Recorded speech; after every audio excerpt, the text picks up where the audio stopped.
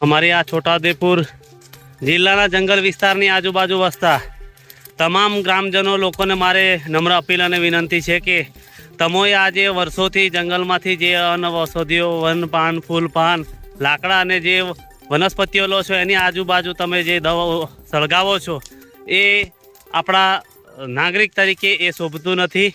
તમે જે પણ દવ અત્યારે સિઝન સળગાવી રહ્યા છે, ડુંગરોને હળગાવી રહ્યા છે, એક ખૂબ મોટું પ્રકૃતિને મોટું નુકસાન છે અને એ નુકસાન આવનારા સમયમાં બહુ ભારે પડશે। જેથી મારી તમામ પ્રજાજનોને અપીલ છે કે આવા દવ ન લગાડીએ અને ન લાગવા દઈએ। જ્યારે લાગે ત્યારે આપણે તાત્કાલિક એને બુઝવા પહોંચી જઈએ। આમ તો આપણે પ્રકૃતિ પૂજકને માનનારા છે, તો આ પ્રકૃતિના ખોળે આ દવ હળગાવીને આ મહાપાપ તમે વહોરી રહ્યા છે એવું અમને બધા વન વિભાગ અને તમામ જનોને લાગે છે। જેથી પ્રકૃતિ પ્રેમી હોય, જંગલો પ્રત્યે લાગણી હોય અને પોતાનું જંગલ માનનારા હોય તો આવા જંગલોને ના સળગાવશો એવી મારી તમને સૌને રેન્જ ફોરેસ્ટર ઓફિસર છોટાઉદેપુર અને જિલ્લા વન વિભાગ છોટાઉદેપુર તરફથી તમને નમ્ર અપીલ છે કે દવ ન લગાવીએ અને ન લાગવા દઈએ। આ મોટું પ્રકૃતિને નુકસાન છે। સૌને જાહેર જનતાને અપીલ કરીએ છીએ। હાલ અમે આ લાઈવ તમને દ્રશ્યો બતાવી રહ્યા છે કે કેવી રીતે પ્રકૃતિને નુકસાન થઈ રહ્યું છે।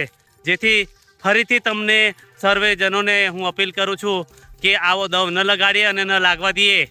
આપણે એક માનવી તરીકે આપણે આ મહાપાપ ન કરીએ એ સૌને અપીલ અને જનતાને વિનંતી છે। જય હિન્દ, જય ભારત।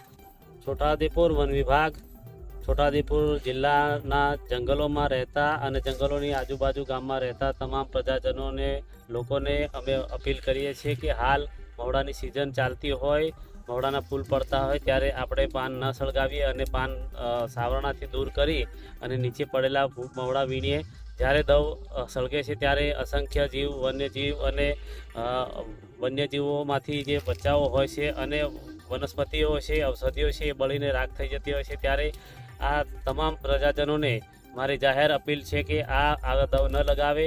દવ લાગવાથી આપણા સંપત્તિનું, કુદરતી સંપદાનું ખૂબ મોટું નુકસાન થઈ રહ્યું છે અને ભવિષ્યમાં આવું નવું થતું રહેશે ત્યારે આ બહુ મોટી મુશ્કેલીનો સામનો કરવો પડશે। ત્યારે અમે વન વિભાગના પ્રતિનિધિ તરીકે આપ સૌને ફરીથી અપીલ કરીએ છીએ કે આપ જ્યારે પણ દવ લાગે ત્યારે અમને જાણ કરો અને તાત્કાલિક સ્થળ પર પહોંચીને દવ ઉલવવા માટે વન વિભાગની મદદ કરો એવી સૌને મારી જાહેર અપીલ છે, વિનંતી છે। જય હિન્દ, જય ભારત।